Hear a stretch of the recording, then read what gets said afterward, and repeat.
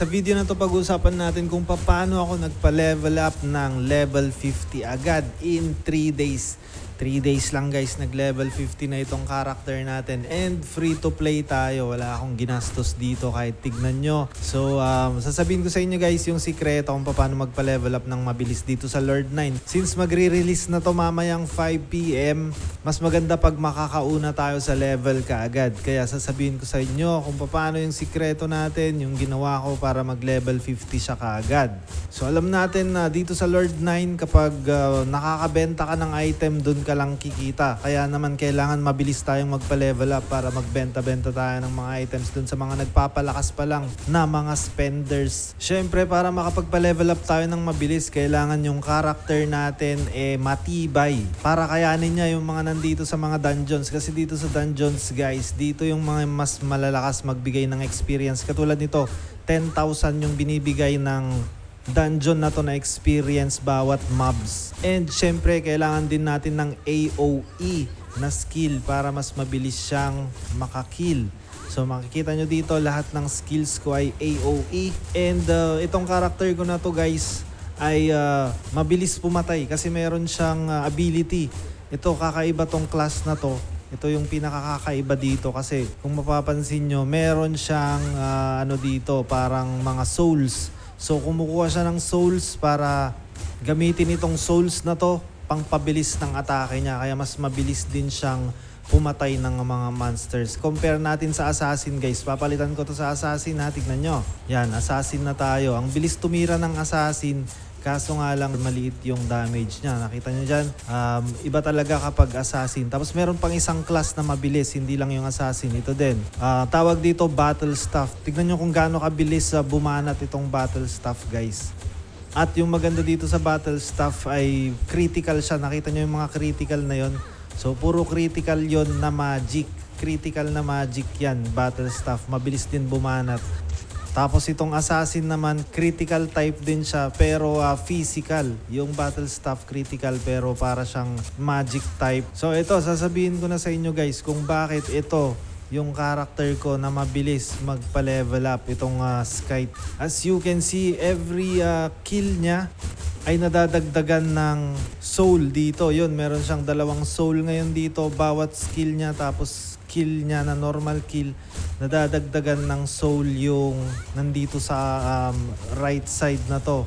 Ngayon kapag napuno nyo itong soul na to, umaatake siya ng sobrang bilis. So isipin nyo ganyan ka lakas yung attack niya tapos sobrang bilis siyang umatake kapag napuno niya itong soul na to. Ito lang yung class na may ganitong option. Yung ibang class wala silang ganito kahit ilipat natin sa Archer. Yan, Archer, so wala siyang option na ganon na katulad nung Skype na class natin. Lipat natin sa Mage. Ayan, Mage yan. Wala siyang, hindi siya nakakaipon ng soul. Yung Grim Reaper lang talaga yata ang pwedeng mag-ipon ng soul. Pati itong Great Sword, tignan nyo, wala din siyang ganon. So, ibig sabihin, ito lang yung class na may kakayahan na mag-ipon ng soul dito. Tapos, ibabanat niya ngayon yan dun sa mga mobs. So, back muna tayo. Punta tayo sa town since wala na akong potion dito. Repats lang muna ako. So yan, full MP na tayo and babalik tayo dun sa dungeon na yun. Ipapakita ko sa inyo kung paano siya titira ng mabilis. Yung sinasabi ko kanina na titira siya ng mabilis. Sana pumunta ulit tayo dun sa same mobs na pinapatay natin kanina kasi maraming mobs dun. So andito tayo, same mobs nga yung napuntahan natin. Ngayon i-auto natin to. Tatanggalin ko muna tong mga to para yung 2 AOE skill niya muna ang ibabanat niya katulad niyan. So binanat niya yung tornado.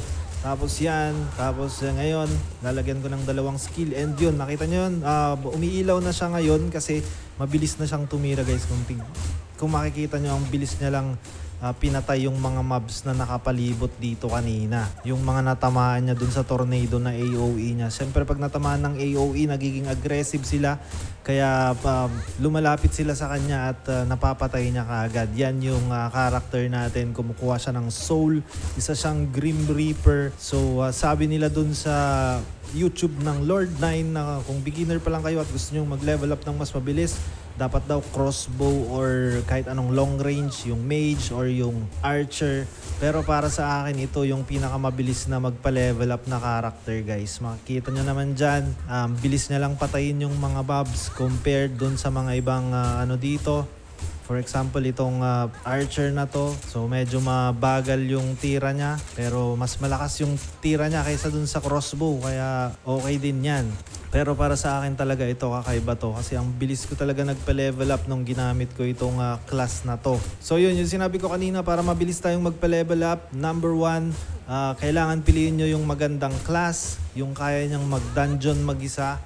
Katulad nitong class ko na to. And syempre yung mabilis bumanat para mabilis niyang mapatay yung mga mobs dito. Tapos second, gawin nyo yung main quest nyo kasi malaki din magbigay ng experience itong mga main quest. Kung makikita nyo dito, pupunta tayo sa main quest. Yan, every chapter magbibigay siya ng ganito 405,000 na experience. Tapos may mga bonus na ganyan, may mga ganyan na bonus, kung ano-anong item na binibigay. Pero yung importante talaga dito is itong experience. At yung pangatlo guys na gagawin nyo para bumilis kayong mag-level up ay yung isang quest, daily quest ito. So daily nyong gagawin ito para bumilis kayong magpa-level up. Ito, mamimili lang kayo ng 10 dito kasi everyday 10 lang yung pwede nyong piliin dito. Very important din ito kasi nakakakuha tayo ng mga kung ano-anong pang-ups ng weapon natin. Yung mga item na yan, importante yung mga yan, pang palakas din ng mga character.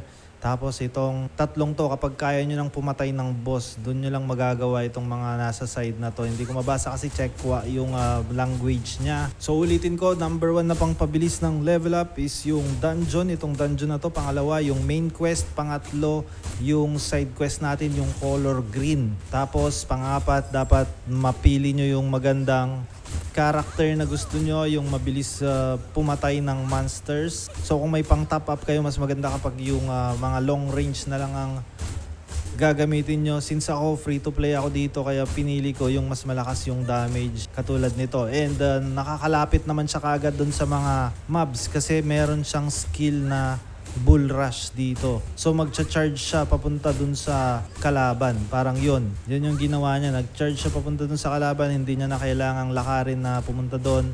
Pero syempre may cooldown yan kaya medyo matagal din. Kaya ang ginagawa ko dito, pumupunta ako dun sa mga mobs na magkakadikit.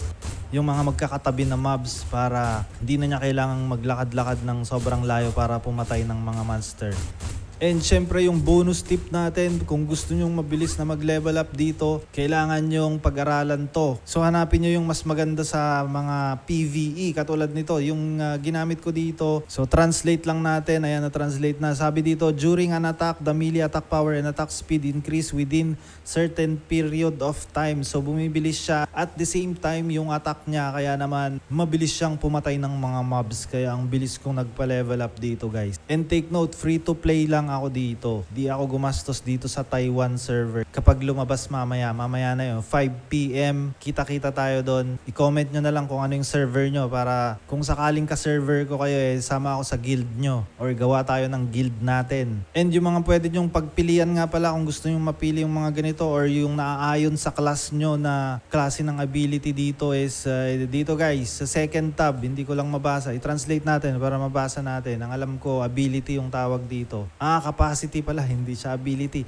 So yan, ito yung meron sa atin, na translate na natin yan. And yung iba, tignan natin. Ito, tignan natin kung ano yung ibibigay nito. Anyway, pag nag-release naman na sa global, mababasa naman na natin ito. So ito yung napili natin, dalawang green, isang red. When a critical hit hits, there is a 100% chance that the melee attack power, attack speed, and damage received will increase within a certain period of time. So meron siyang close-up ability na 50, peak speed, nale-level up to. So kapag isa lang yung ginagamit nyo na ability na ganito guys, nagle-level up din siya. Katulad nung sa akin, nag-level up na siya, ipapakita ko. So meron na akong HP na plus 400 kasi nagle-level up nga siya. Level 120 na siya ngayon.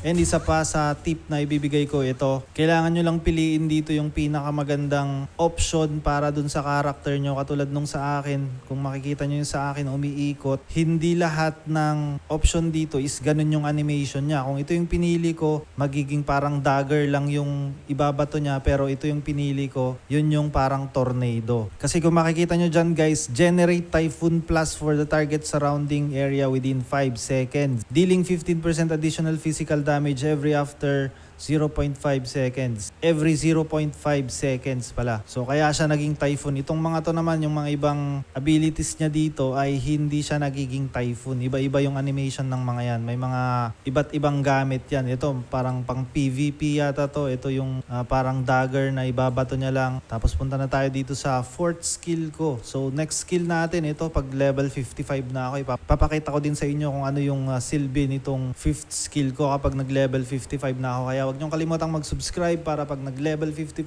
tayo, papakita ko agad sa inyo. At kailangan nyo din nga palang mag-ipon ng madaming gold dito guys, kasi yung pambili natin ng skill ay gold at million na gold ang kailangan natin para makabili ng mga skill, lalo na kapag high level na tayo. Yung level 55 na skill is 1.5 3 million na gold yung kailangan natin na pangbayad doon sa level 55 na skill natin. And yung mga passive natin na skill, mahal din, million din yan, lalo na kapag high level na kayo. Pero yung mga common at uncommon na skill, mura lang yan, mga 100k, 500k lang. So ano pa, ito pa pala yung parang ladder match nila. So ang gagawin nyo dito kapag natapos nyo to, pupunta na kayo dito sa level 26 hanggang sa mapunta kayo dito sa mga items na nagbibigay ng free summon. Katulad nito, may mga free summon yan, and pupunta pa tayo dun sa level 40. Ito yung maganda kasi purple yung summon. Ay hindi pala, blue pa lang pala dito. Yung level 50 yata yung nakita ko na purple ito. Epic na yung ibibigay dito guys, makikita nyo dyan. Pero syempre maliit lang yung percentage na makukuha natin itong mga epic na to. So yan yung parang ladder match nila. And ito pa pala, meron silang parang pet system dito. So ayan, ang gagawin nyo lang, pupunta kayo dito sa second na tab, tapos pipiliin nyo tong mga to, kahit anong combination dyan. So pupunuin nyo lang yung mga yan. So merong D-Vitality Enhancement dito, Sliding Force Explosion. So pangit itong nakuha nating pet. And yun, naghang na yung game guys. I-update ko na lang kayo ulit kapag pwede na ulit yung game. Naghang siya, nag-exit, and tinatamad na akong i-open ulit. And yun lang yung tip ko para dito sa Lord 9, and mamaya kita tayo sa global server 5 PM guys. Kita-kits tayo doon. Maraming salamat sa panonood. Huwag niyong kalimutang mag-subscribe, hit the notification bell, set niyo yan sa all para every time na meron tayong bagong gatitong klaseng content, panonotify kayo. Yun lang guys. Maraming salamat. Bye-bye.